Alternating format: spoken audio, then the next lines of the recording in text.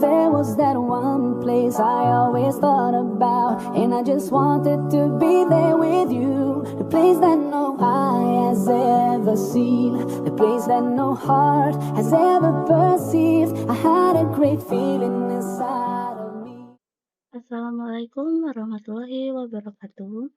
Halo semuanya, di video kali ini saya akan membahas bagaimana melakukan clustering teks dengan algoritma K-means menggunakan Python. Kita akan melihat langkah demi langkah penerapan K-means dalam text mining menggunakan contoh artikel berita. Sebelum lanjut, mari kita bahas terlebih dahulu. Yang pertama, konsep clustering dalam text mining. Clustering adalah salah satu teknik dalam machine learning yang digunakan untuk mengelompokkan data tanpa label menjadi beberapa kelompok atau cluster. Dalam text mining, clustering digunakan untuk mengelompokkan dokumen teks atau data teks lainnya ke dalam beberapa grup berdasarkan kesamaan mereka. Hal ini berguna untuk berbagai aplikasi seperti mengelompokkan artikel berita berdasarkan topik, segmentasi pengguna berdasarkan ulasan produk atau layanan, mengorganisir dokumen di perpustakaan digital atau database.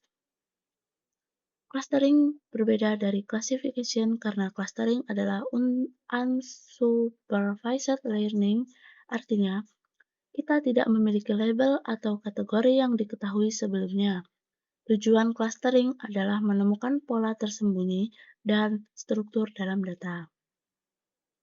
Yang kedua, algoritma K-means untuk pengelompokan dokumen teks.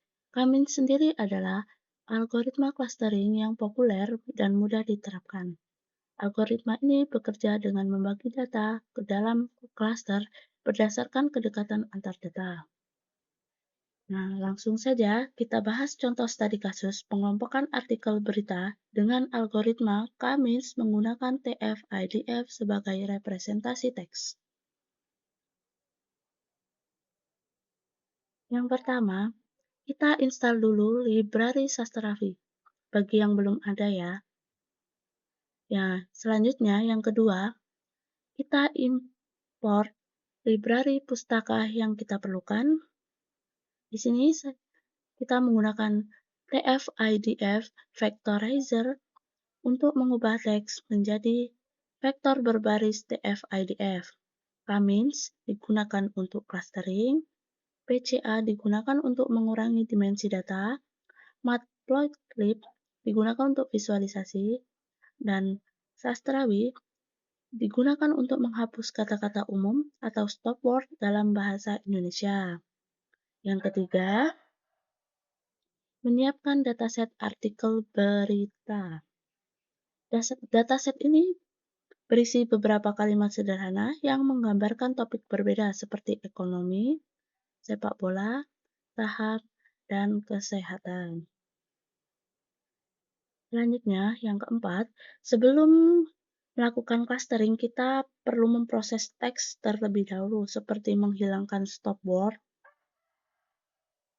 Kita menggunakan Sastrawi untuk ini, dan TF-IDF Vectorizer untuk mengonversi teks menjadi representasi numerik.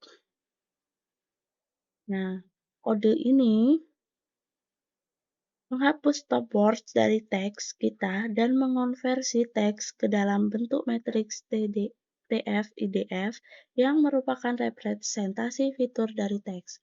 Nih, hasil dari matriks TF-IDF.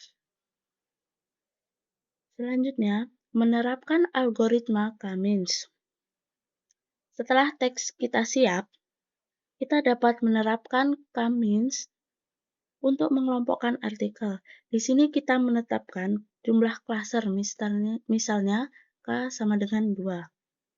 Kita menggunakan 2 cluster sehingga artikel akan dikelompokkan ke dalam 2 grup berdasarkan kesamaan konten. Selanjutnya, menampilkan hasil clustering.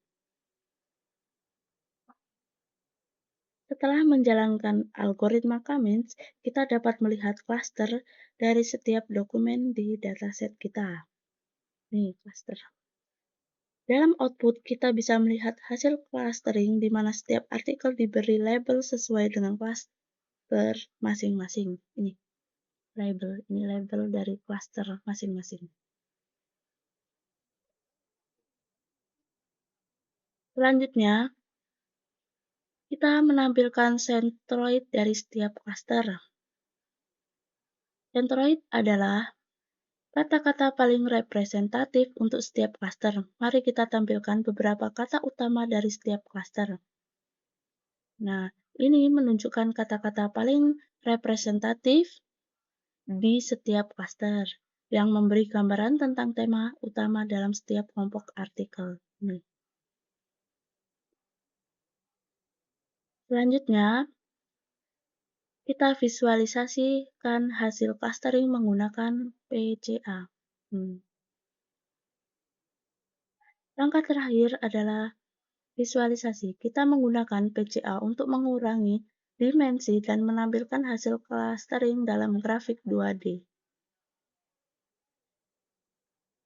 Grafik ini memperlihatkan pengelompokan artikel dalam dua klaster berdasarkan konten mereka.